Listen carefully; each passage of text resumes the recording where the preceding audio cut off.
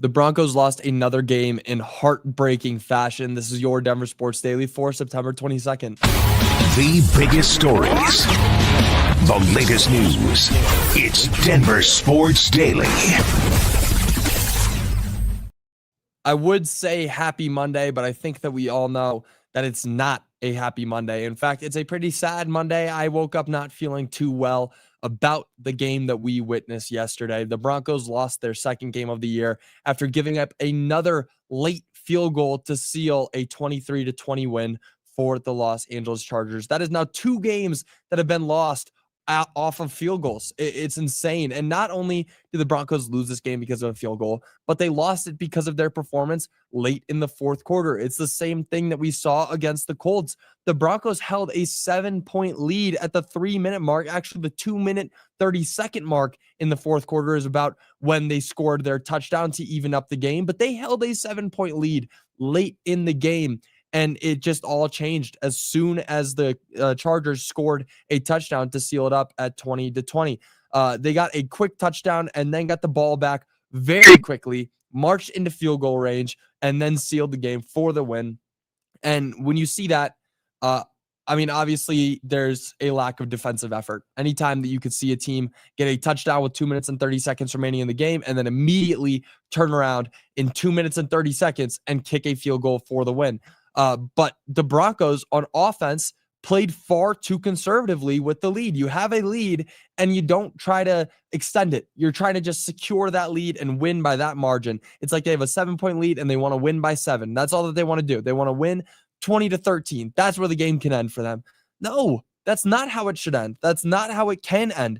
They went out there and they didn't look like they wanted to extend the lead. They didn't want to grow on themselves. They didn't want to make a statement against one of the teams that has really gone out there and shined so far. The Chargers have been one of those teams that's out there and really look like a Super Bowl contending team. I mean, they're led by a guy, Justin Herbert, who looks like he might be a real MVP candidate this year. And you have a lead against him late in the game and you don't try to extend it. You just try to keep it. It doesn't work. That's never going to work against a team like the Chargers.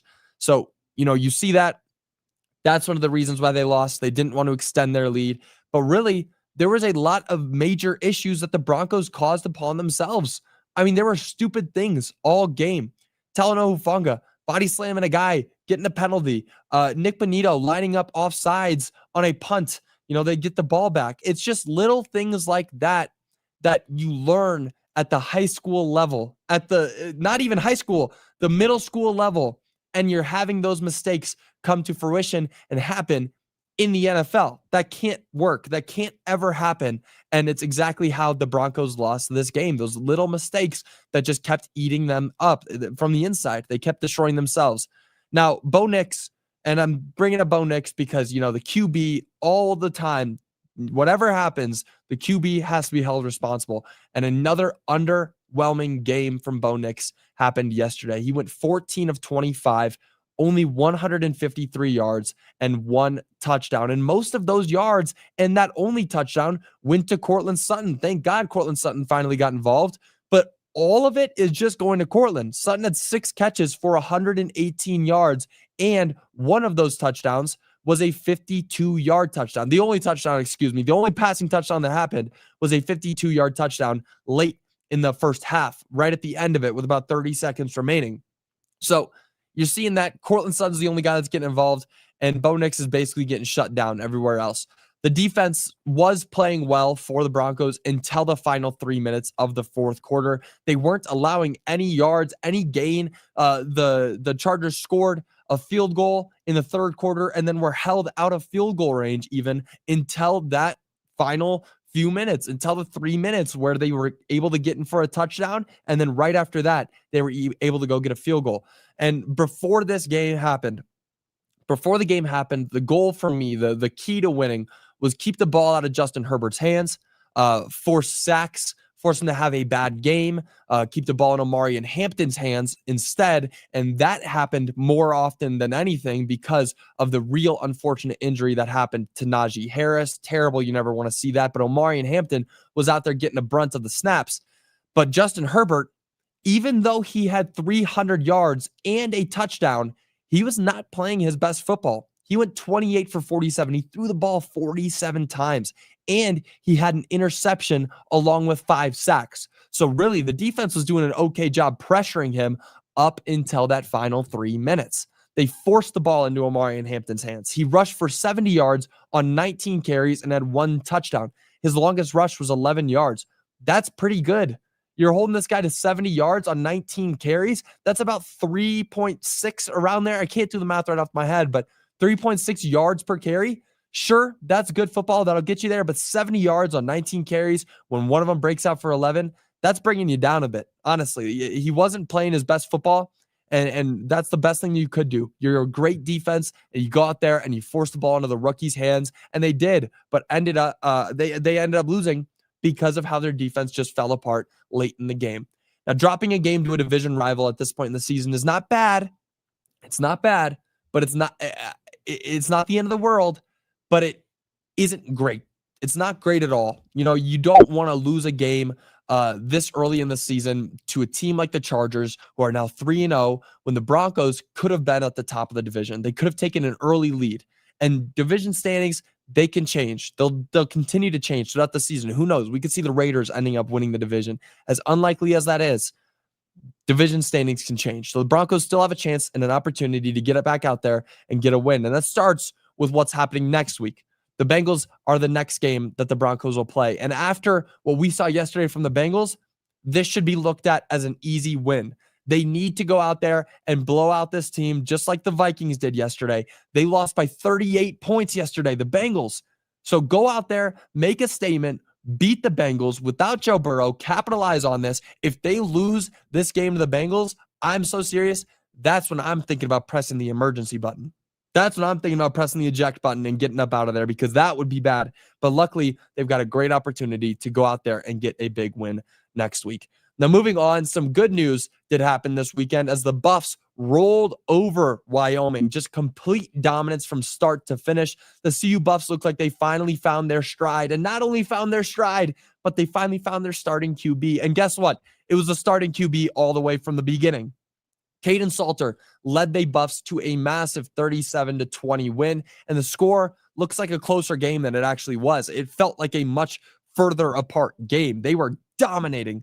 It felt like every time the Buffs had the ball in their hands, they were going for a touchdown, and that's because Payton Salter finally showed what he's capable of. He threw for 304 yards and 3 touchdowns, and then rushed for another 86 yards and a touchdown that ended up stealing the game. So 390 total yards and 4 total touchdowns. A great game from Payton Salter, finally looking like he's found his place here in Colorado, and he really looked like the true future, at least for this year. You're moving on next year. We know this because he can't stay in the league, but Payton Salter finally looks like the guy. And with performances like that, you could beat anybody.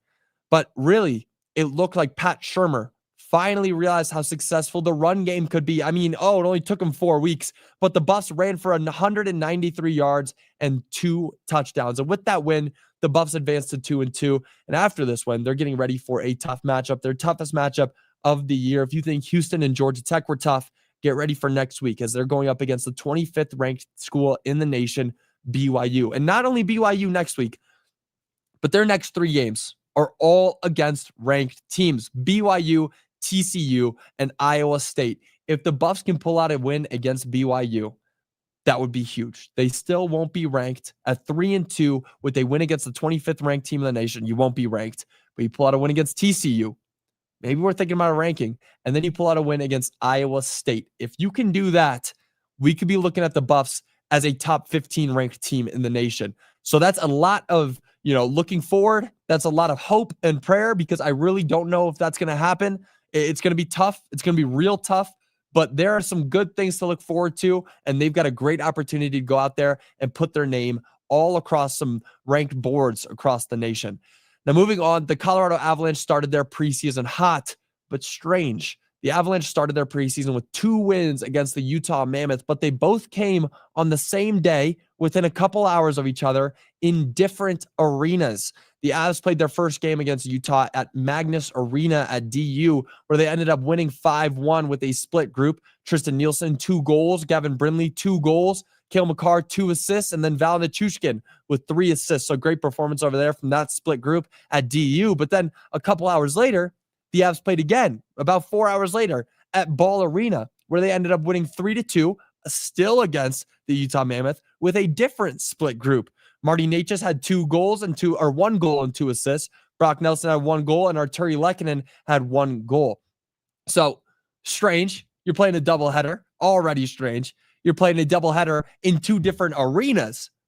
Wild. I mean, wild. Luckily, DU and Ball Arena aren't too far from each other, but a real strange sight there from the Avs. Now, the Avs do get a good break before their next preseason game, which will take place this Saturday against the Dallas Stars. Starting hot in the preseason. Always fun that hockey is back happening. I mean, we're really getting into a good stretch here where we got football, hockey, and then as soon as you know it, basketball is going to be right here.